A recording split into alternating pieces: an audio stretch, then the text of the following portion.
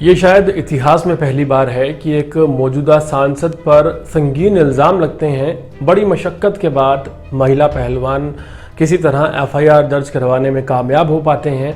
POCSO act के तहत मुकदमा दर्ज किया जाता है, एक और एफआईआर दर्ज की जाती है। 38 मुकदमे पहले से पेंडिंग हैं और इस पर नेताजी का बयान आता है कि मैं बहुत खुश हूँ, मैं बहुत प्रसन्न हूँ। और इस प्रसन्नता का कारण आप समझ सकते हैं कि दिल्ली पुलिस किसके अंडर आती है। जाहिर है कि कोर्ट ने निर्देश दिए और उसके बाद एफआईआर तो दर्ज हो गई, लेकिन क्या इस एफआईआर से कोई फ़र्क पड़ता है? और उस शख्स के लिए जिस पर ऑलरेडी 38 एफआईआर हों, ये एफआईआर कितना मायने रखती है, ये एक बड़ा प्रश्न है। हाल फिलहाल आपको बता दें, पूरे मामले में शर्मनाक ये है कि बजरंग पुनिया को और उन तमाम खिलाड़ियों को अब किसी न किसी तरह से फंसाने की कोशिश की जा रही है। बजरंग पुनिया की वाइफ का एक पोस्ट बार बार शेयर किया जा रहा है और कहा जा रहा है कि ये वाला जो पोस्ट है, इसके ज़रिए बजरंग पुनिया और उनकी जो वाइफ है वो मिलकर थ्रेटनिंग कर रहे हैं, यानी कि धमकी देने की कोशिश कर रहे हैं प्रधानमंत्री नरेंद्र मोदी को।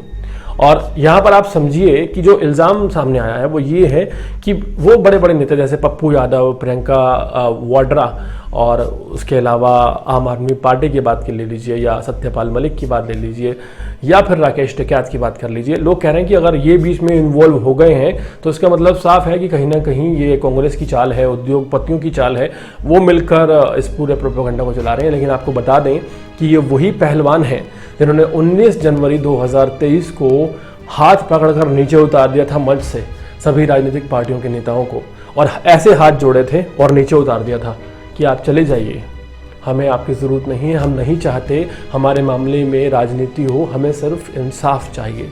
उस वक्त ये कथाकथित नेशनल मीडिया कहाँ पर था? और एक बड़ा सवाल कि पॉक्सो एक्ट की धारा लगी, लेकिन नेताजी कह रहे हैं कि मैं अभी इस्तीफा नहीं दूंगा, मेरा कार्यकाल खत्म होने वाला है, चुनाव लड़ने के बाद इस्तीफा दूंगा। इस पर सवाल उठता है कि पॉक्सो एक्ट लगने के बाद आखिर गिरफ्तारी क्यों नहीं हुई नेताजी की, और नेशनल मीडिया क्यों खामोश है? नेशनल मीडिया के कुछ पत्रकार हैं जिन पर पॉक्सो एक्ट ऑलरेडी लगा हुआ है, जिनमें से एक चित्रा त्रिपाठी भी हैं। तो चित्रा त्रिपाठी अगर पॉक्सो एक्ट की बात करेंगी तो हो सकता है कि सांसद जी भी उनसे सवाल पूछें कि पॉक्सो एक्ट तो आप पर भी लगा है, लेकिन आप भी बाहर हैं, अगर आप अंदर नहीं हैं तो मैं अंदर किस लिए जाऊं? तो ये बड़े सवाल हैं। एक दूसरे को बचाने के लिए किस तरह से तू मेरे पर्दे डाल, मैं तेरे पर्दे डालूं, ये वाली प्रथा चल रही है।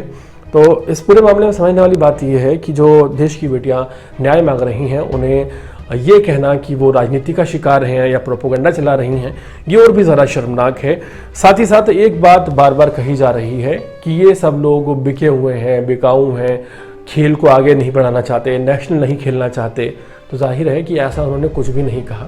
उन्होंने सिंपल सी बात कही है कि आप अपने पद से इस्तीफा दे दीजिए क्योंकि आपने लड़कियों को शोषण किया है, आप उस पद पर रहने के लायक नहीं हैं और आप जेल के पीछे होने चाहिए।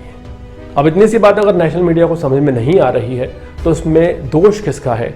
उस सांसद का जो 40 मुकदमे दर्ज होने के बाद इंक्लूडिंग 1 पॉक्सो एक्ट ये कहता है कि मैं बहुत खुश हूँ, मैं बहुत प्रसन्न हूँ, या फिर दोष उस मीडिया का है जो मीडिया कुछ भी दिखाता है, जो मीडिया ट्रेंड करवाता है जीजा साली संघर्ष समिति, यानी कि एक इंसान को पूरा बदनाम कर दो ताकि वो किसी ऐसे सांसद के खिलाफ ना बोल पाए जिस सांसद ने तमाम ऐसे घिनौने अपराध किए हैं जिनकी व्याख्या करनी मुश्किल है।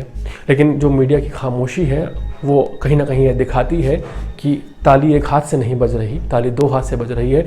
और शायद यही वजह है कि इतना बड़ा क्राइम करने के बाद भी अभी तक वो शख्स खुलेआम घूम रहा है और उसे किसी का भी डर नहीं है। पूरे मामले पर अपनी राय ज़रूर दीजिएगा और इसी तरह के अपडेट जुड़े रहने के लिए देखते रहिए अर्पण न्यूज़। बहुत बहुत शुक्रिया।